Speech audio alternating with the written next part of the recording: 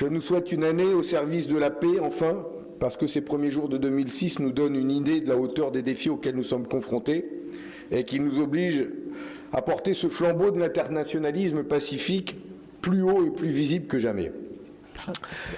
Alors vous le savez, dans la nuit du 2 au 3 janvier dernier, et c'est comme ça qu'a commencé l'année, une offensive militaire américaine décidée par l'administration Trump, sans même l'aval du Congrès, a visé le Venezuela, engageant dans cette attaque plus de 150 appareils militaires, avions de chasse, avions de reconnaissance, drones, hélicoptères. 78 personnes ont trouvé la mort dans cette opération, dont des civils, pour kidnapper le président Maduro et son épouse, elle-même députée. C'est un véritable acte de guerre perpétré par la première puissance de l'OTAN contre un État souverain. Je souhaite réadresser à nouveau et au nom de l'ensemble des communistes français notre solidarité la plus totale au peuple vénézuélien. Et ce peuple vénézuélien est le seul souverain légitime et il n'appartient donc qu'à lui-même, hors de toute ingérence étrangère, de décider de son avenir. Le Parti communiste français, comme de nombreuses forces progressistes à travers le monde, a immédiatement et fermement condamné cette violation insupportable de la souveraineté du Venezuela, du droit international, de la Charte des Nations Unies et du droit fondamental des peuples à disposer d'eux-mêmes. Je salue à ce titre les déclarations très importantes du Parti de la gauche européenne, mais aussi de la Confédération syndicale internationale et de la Confédération européenne des syndicats. Cette agression militaire achève l'entreprise de déconstruction méthodique de l'ordre international issu de la Seconde Guerre mondiale et engagée il y a maintenant plus de 30 ans. Elle ouvre en grand la porte à toutes les ingérences, à tous les interventionnismes armés et place la force brute et la puissance militaire comme nouvel et seul arbitre des relations internationales. Au Venezuela, comme en Ukraine, ou comme ce fut le cas en Libye, en Afghanistan, en Irak, rien ne saurait justifier une agression militaire étrangère contre un pays souverain, encore moins une opération de changement de régime par la force. Toutes les tentatives en ce sens n'ont abouti qu'à la guerre civile, au chaos, et à des déstabilisations régionales et mondiales de plus grande ampleur encore. Avec Donald Trump, la doctrine Monroe est devenue la doctrine Donroe, comme il le dit lui-même. Cette doctrine, qui a été définie au début du XIXe siècle, fixe comme objectif aux États-Unis de prendre la main politiquement, militairement, économiquement, sur le continent américain, de l'Alaska à la Terre de Feu. Et aussi de renvoyer chez eux les Européens qui étaient à l'époque présents sur ce continent à travers de nombreuses colonies. Trump affirme clairement son intention de la mettre en œuvre, de la réactualiser, pour mettre la main sur les richesses, sur le pétrole, les terres rares, je pense au Groenland, de ce continent, par la force et la colonisation de pays qui ne se soumettraient pas. Lors de sa conférence de presse du 3 janvier, hallucinante à bien des points de vue, le président américain a clairement affirmé que les États-Unis entendaient diriger politiquement le Venezuela jusqu'à ce qu'un gouvernement conforme aux intérêts américains soit établi et qu'il s'apprêtait à s'approprier l'exploitation du pétrole vénézuélien par les grandes entreprises pétrolières américaines. Tous les jours, de nouvelles déclarations confirment que ce projet est à l'œuvre. C'est le grand retour des protectorats qu'on pensait relégués dans les poubelles de l'histoire. Cette agression poursuit ouvertement un objectif clair, l'accès aux ressources énergétiques du Venezuela qui dispose, chacun le sait, des premières réserves de pétrole au monde. Elle se situe clairement dans le cadre de la guerre de l'énergie que Donald Trump entend mener au monde au profit des seuls intérêts des grandes compagnies pétrolières américaines et des grandes fortunes américaines. L'administration américaine en a fait une priorité stratégique. Et cette question de l'énergie, je l'ai déjà dit ici, elle est centrale dans tous les conflits qui s'exercent depuis plusieurs années sur la planète. La guerre contre la Russie alimentée par les États-Unis a conduit à la fin des importations de gaz russe et à une augmentation énorme du prix de l'énergie en Europe et en France. Elle a surtout permis aux États-Unis de faire commerce de son GNL et de gagner beaucoup d'argent. L'Europe et la France, tout particulièrement, doivent prendre la mesure de la relation de dépendance énergétique qui les tient désormais aux exportations de brut et de GNL américains. Il y a là une question majeure de souveraineté.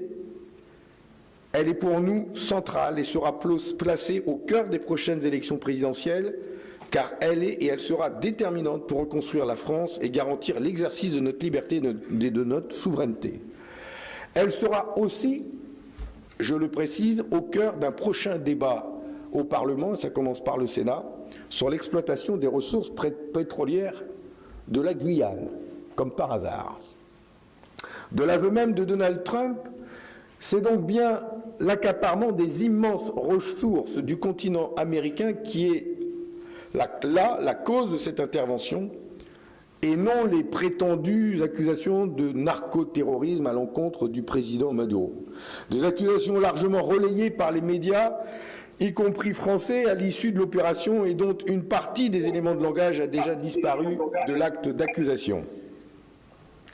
Dans cette même conférence de presse, et le lendemain sur une grande chaîne américaine, les propos de Marco Rubio, le secrétaire d'État américain, sont de plus venus alimenter les craintes que nous pouvions nourrir sur le fait que cette agression américaine contre le Venezuela s'inscrit dans une logique d'escalade régionale la plus large dans laquelle Cuba, qui a été réinscrit par Trump sur la liste des États sponsors du terrorisme, pourrait être la prochaine victime. Le Mexique, la Colombie ont eux aussi fait l'objet d'intimidations violentes et directes. Je rencontrerai aujourd'hui, avec une délégation du parti, l'ambassadeur de Cuba, la représentante de la République bolivarienne du Venezuela et l'ambassadeur de Colombie. Je leur réaffirmerai notre solidarité pleine et entière avec l'ensemble des peuples sud-américains et ceux de la zone Caraïbe, confrontés à une logique impérialiste brutale qui menace leur souveraineté, mais aussi la paix mondiale.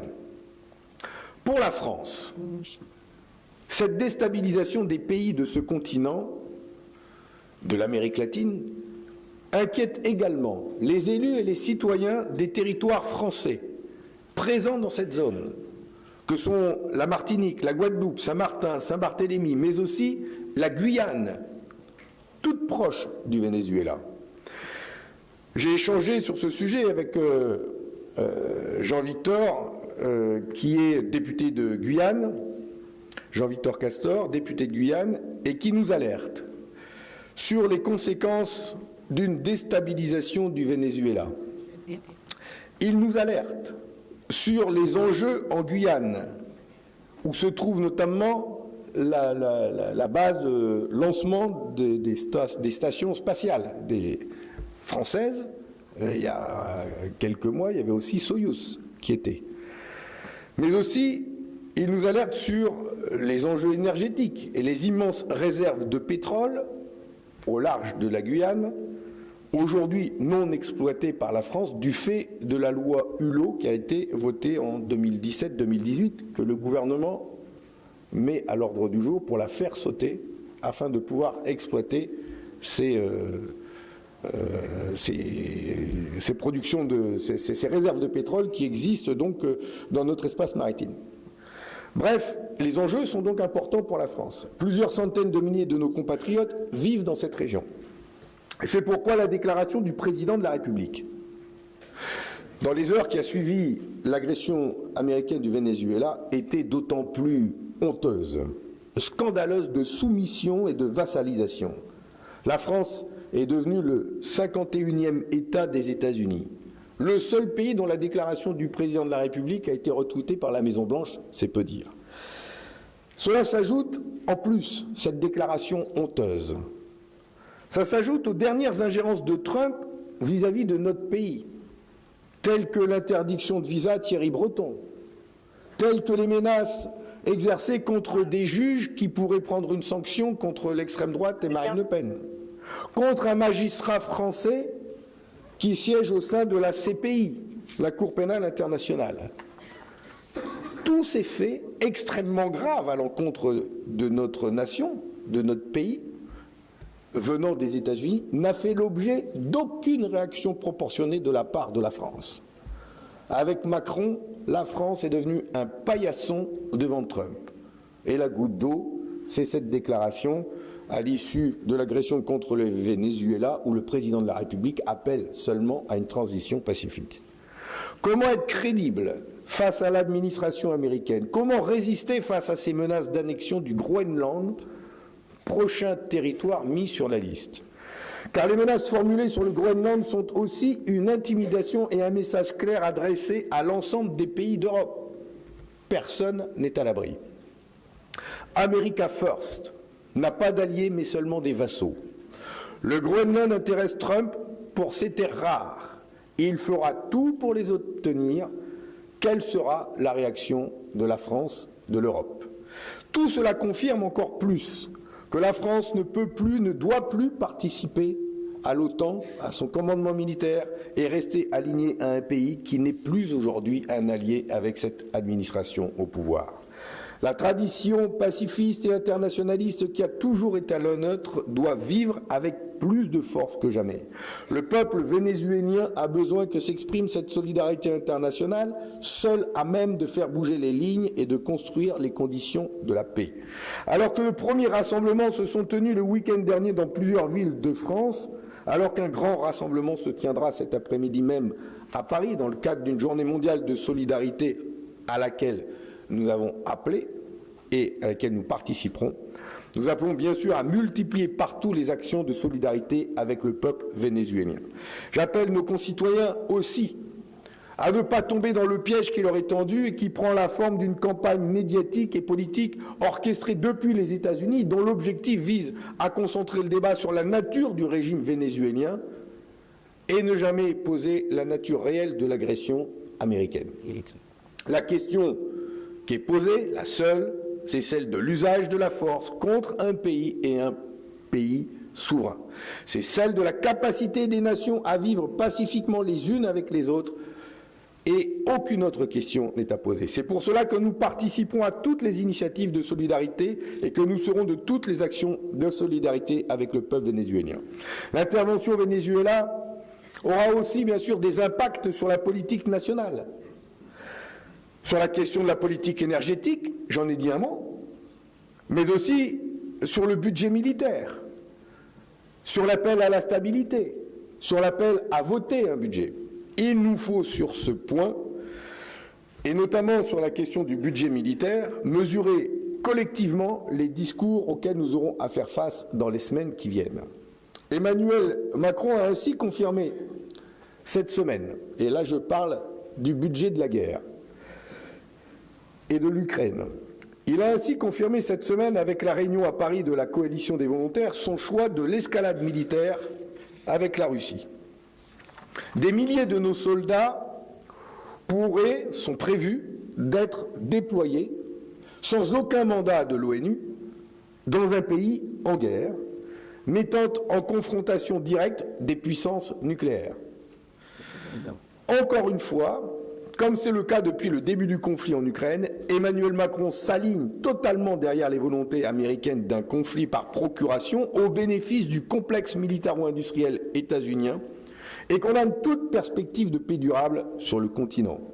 Je rappelle que dans l'accord entre les États-Unis et l'Union européenne, il est prévu que l'Union européenne achète pour 100 milliards de dollars d'armes aux États-Unis pour soutenir l'Ukraine, ce qui n'était pas le cas sous l'administration Biden et qui nous interrogeait déjà sur le principe même d'armer à ce point l'Ukraine, mais là, c'est non seulement ils seront armés, mais en plus c'est nous qui allons payer, donc c'est comme ça que nous alimentons l'industrie militaire américaine. Mais là, on passe une étape supplémentaire, l'envoi de troupes au sol, anglaises, françaises, la mobilisation d'une coalition de pays de l'Union européenne et de l'OTAN, je pense à la Turquie, va conduire les pays qui auront des soldats sur le sol, dont la France, inévitablement à réagir en cas d'attaque contre leurs soldats, contre nos soldats, et à entrer en guerre contre la Russie. C'est l'engrenage de la guerre. Exactement comme cela s'est produit pour déclencher la Première Guerre mondiale. Cette présence au sol prévue et annoncée par le président de la République. Et la possibilité de réagir en cas de violation du cessez-le-feu ou d'agression de la part de la Russie. Cette possibilité, elle est appelée backstop dans la déclaration de Paris et dans l'accord signé avec l'Ukraine. Vous allez en entendre parler, mais à chaque fois que vous entendrez parler de backstop, cela signifie la possibilité pour la coalition des volontaires de réagir militairement à toute agression, toute violation du cessez-le-feu. Cette possibilité, ce n'est ni plus ni moins que la mise en œuvre de l'article 5 du traité de l'OTAN au service de l'Ukraine. C'est donc extrêmement grave et ça constitue un pas vers un embrasement du conflit et à une troisième guerre mondiale avec des puissances nucléaires. Est-ce là ce que nous voulons? Est-ce là l'avenir que nous réservons à nos enfants pour cette nouvelle année 2026 où beaucoup d'entre nous présentent leurs vœux? Et c'est ce que j'ai pu dire au président de la République avant-hier à l'Élysée lorsqu'il nous a rencontrés, en présence de Cécile Cukierman, de Stéphane Peu et de l'ensemble des autres forces politiques représentées au Parlement. Nous avons été plusieurs d'ailleurs, après que je l'ai fait, à faire un parallèle entre ce backstop et la possibilité d'intervenir sur le fait que ça correspondait à la mise en œuvre de l'article 5 du traité de l'OTAN, et beaucoup d'autres ont donc interrogé le président de la République sur quelle était la proportion de la réaction de la France en cas d'agression, à quel niveau, dans quelle proportion, est-ce que c'était écrit? La seule réponse du président de la République, c'est de laisser planer l'ambiguïté stratégique, parce que c'est au nom de cette ambiguïté qu'on peut faire peur aux Russes. Voilà. Lors de cet échange avec le président de la République, plutôt qu'une coalition des volontaires pour la guerre, nous avons, nous, défendu l'idée d'une coalition des volontaires pour la paix. Nous avons appelé à l'unification d'une coalition, d'un rassemblement de pays pouvant aller jusqu'aux pays du Sud global, eux aussi inquiétés par ce conflit qui s'étend et qui dure, pour pouvoir, au nom de cette coalition, aller dialoguer avec Poutine pour trouver la voie d'un cessez-le-feu et d'une paix durable. Nous avons aussi demandé à solliciter l'ONU, le respect du droit international pour la mise en place d'une force d'interposition sous l'égide de l'ONU, plutôt qu'une force militaire exclusivement européenne, sans aucun mandat de l'ONU. Et d'ailleurs, je l'ai dit lors de mon intervention, cette coalition des volontaires initiée par le président Macron fait référence pour nous à celle de 2023 mise en place par Bush pour pouvoir envahir l'Irak sans mandat de l'ONU. J'ai rappelé ce fait historique au président de la République et le fait que la France avait fait le choix de ne pas y participer à l'époque.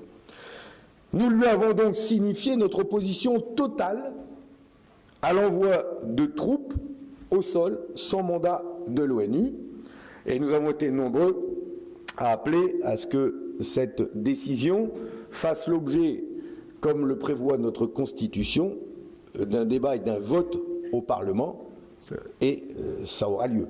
Il y aura un vote.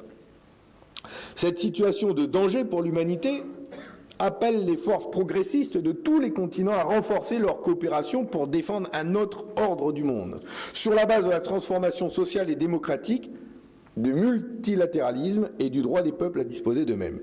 C'est ce message aussi que le parti est notamment allé porter au Forum européen des forces de gauche à Vienne en novembre dernier. Parce que nous ne voulons pas laisser les racistes, les fondamentalistes religieux, les impérialistes, les marchands de canons entraîner une nouvelle fois le monde dans l'abîme d'une guerre généralisée. Enfin, vous voyez bien que cette situation internationale, et nous l'entendons déjà dans la voix des ministres et des porte-paroles du gouvernement, que cette situation internationale va peser sur les débats nationaux, et notamment sur le budget de la France, je l'ai dit, avec des voix gouvernementale qui s'élève déjà pour demander de ne pas ajouter de la crise à la crise et demander des moyens pour nos armées pour agir. C'est l'économie de guerre qui se met en place très concrètement. Et sur ce sujet, sur la question du budget, qui est aussi à l'ordre du jour de cette rentrée, on ne peut pas parler que de questions internationales. Il y a forcément la politique nationale qui se poursuit et la question du budget qui est à l'ordre du jour.